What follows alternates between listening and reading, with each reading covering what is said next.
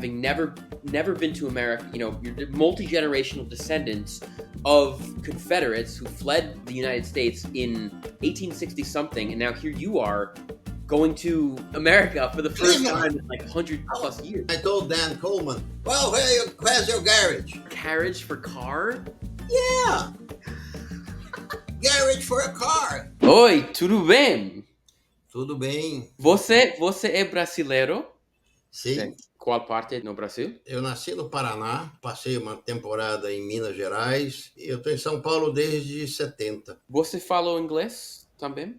Sim, um pouquinho. My English is a little rusty because I haven't been to the States for maybe 20 years. And I never stayed in the States over, say, 20 days. That was in 78. I speak English since I was a kid. Your accent to me is so interesting because you have slight Brazilian accent, but also a Southern U.S. accent, which... Yeah, I think it's a little bit erased because I haven't been speaking English for a long time, You might be the last person who has this kind of Southern accent. Well, there's a distant cousin of mine. He's older than I am, but he would be probably the last one that I know of. When the South lost the war, a lot of people wanted to leave the country. General Lee was against it. Some diehard Southerners decided to come to Brazil. It is said that they spoke to Dom Pedro II, which was the emperor of Brazil at that time. We're talking 1866. And it was interesting for Brazil because of the war, the price of cotton shot up. Dom Pedro was interested in having cotton grown in Brazil, and they had plantations. When Jefferson Davis was captured, at least two of his guards came down to Brazil also. But what happened is that they came down, a small group came down and spoke to Dom Pedro, and they found land similar to Georgia. And about 400 families settled in Santa Barbara do Oeste. So they married between them, and they had the language barrier, and they lived on farms. They thrived, and they married. And my mother was one of the first ones that married out of the colony. I never went to school. I learned how to speak English with my grandmother used to teach me English, but I used to spend vacations at my grandfather's farm. And my grandmother, she taught me English. That's how you ended up with this Southern accent. Oh, yeah. I think so. But real quick before we get back to the video, a quick shout out to Sally for sponsoring it. So I recently got back from a month-long international trip where I was staying in places with spotty or no Wi-Fi. But that's where Sally came in. Sally was an absolutely essential tool for me to stay connected while abroad. It's an eSIM service where you can choose from affordable data plans in over 170 countries and regions. It's way cheaper than your international carrier's roaming plan and way more convenient than getting a local physical SIM card to put in your phone. I actually remember the days when I used to have to stand in line with my passport to get a physical SIM card in the country I was going to and basically waste half of my entire first day in the country. But now with Sally, all I have to do is download the Sally app before I leave my own country, select a data plan for the country I'm traveling to, and then use my personal code SHAMANYC to get 15% off at checkout. And when I was abroad, all I had to do was turn on Sally to get super fast internet wherever I was, whether I had Wi-Fi or not. So download the Sally app using this QR code to get 15% off using my coupon code SHAMANYC. And now back to the video, let's go. Because to me this is so interesting because your family has been in Brazil for 5 generations now? 6 generations? Your grandmother grew up in Brazil speaking. My grandmother spoke English and spoke Portuguese with a very heavy accent. My grandfather also. They never spoke Portuguese in the household. She's growing up in Brazil in this town, speaking like Southern English and a Brazil like Portuguese with a Southern American accent. In the second or third generation, they had married between themselves, so they created a lot of schools here. They didn't have anything to do with Brazilians. They didn't. Right, so their community only spoke English in this town. Yeah. Because when I listen to you, to me it sounds like a mix of something Slavic, but then this Alabama thing thrown in there. I told you that, I'm rusty. First time I went to the States was in 79, and it was the strangest feeling that you could ever feel because, everything was different. I was in New York City. and everything was different. The smells were different. The buildings were different. The cars were different. The people were different. But I understood everything the hell they said. It's the strangest feeling. I'm so curious. Like, what did that feel like to you, having never been to America? You know, you're multi generational descendants of Confederates who fled the United States in 1860 something, and now here you are going to New York, in America, for the first time in like 100+ years. I visited the museum, the Cleveland Museum. You can stay days in there. Cleveland? Yeah, they have a great museum there. I attended a concert. I spent 20 days there, but they took good care of me. I traveled through Georgia and through Kentucky. I didn't go to Alabama.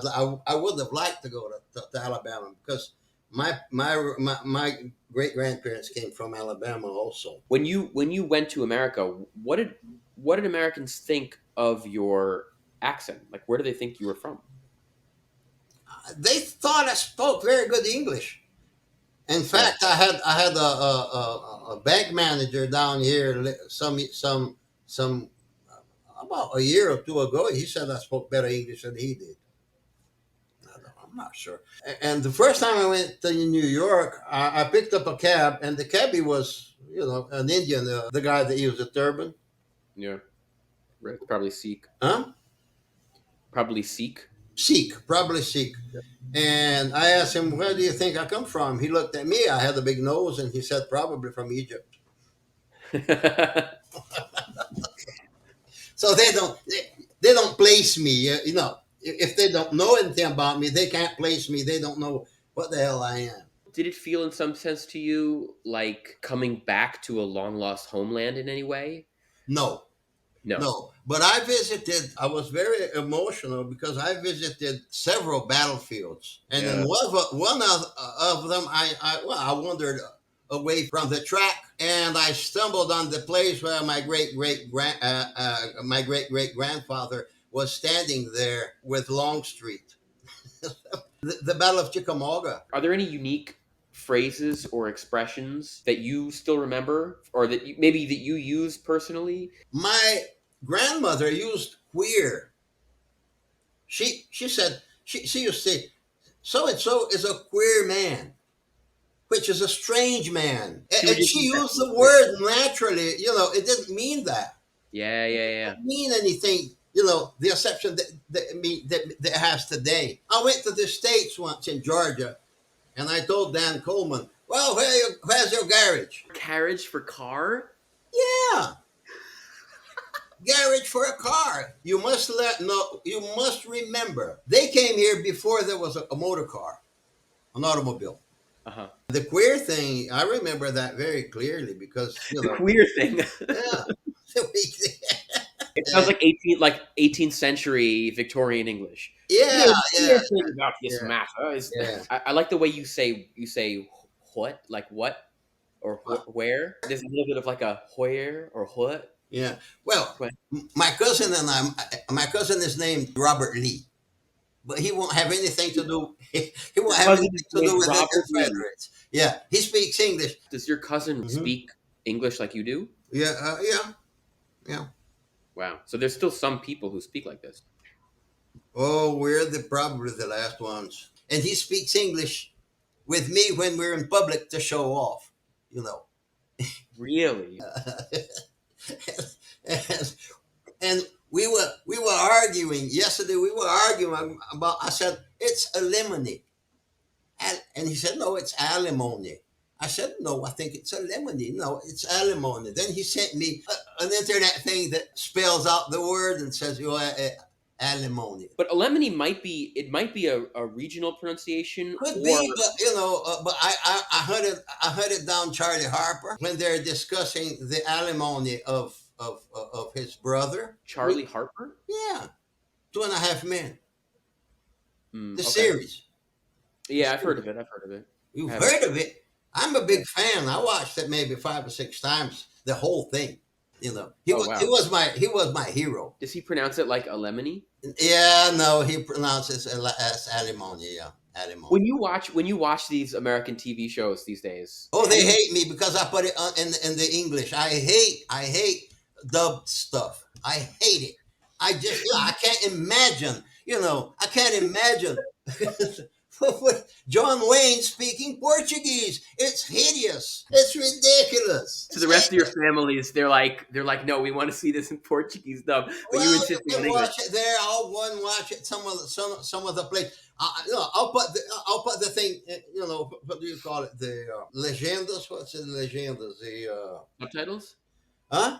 The captions. I'll put the captions in Portuguese so they'll understand. Because I have a Right. girlfriend, and she doesn't speak a word of English. So when we watch films together, I put it in English, and then I put the captions so she'll read it. But I watch all the big films, all the good, Sam Peckinpah, and I used to like movies very much. And I have the Citizen Kane here. And how do you feel about it culturally? Of course, culturally, I think the average Brazilian and the average American are all idiots. Okay. Outside of language, are there any customs or traditions that your family has Well, maintained? for one thing, we never commemorated Halloween. No. No, this came down to Brazil, after we were colonized by the Americans, because we import everything, films, movies. We never commemorated Halloween. Halloween was brought to the States by the Irish, and the Irish settled mainly in the north. That's so interesting that you guys essentially skipped over that phase of American history when America got Halloween. And so for you, it's this totally foreign thing. Are there any unique foods that you have? We make cornbread to this date.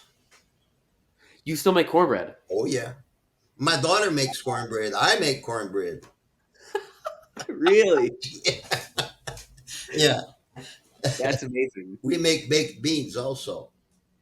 Baked beans. Yeah, I had a cookbook that my mother and my grandmother had. Biscuits. I haven't made biscuits for a long time. You make biscuits? Yeah. The recipe was passed down Yeah. to generations. Cornbread. Here it is. Oh wow.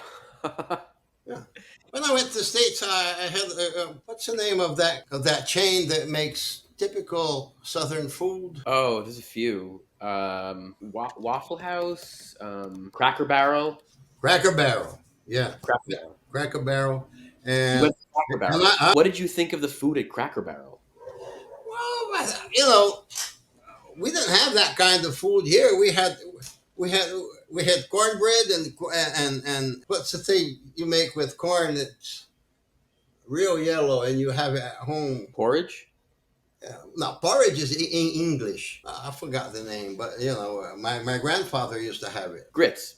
No, we didn't have grits. I learned about grits in the States. You Yeah. you didn't have grits. Okay. No, we didn't have grits. Ground corn. I'm looking it up. Is it mush? Mush. That's it. Mush. We had mush. Cornmeal mush. I've never heard of this. Well, Mush. I guess I have heard of it, but Mush. That's it. Mush.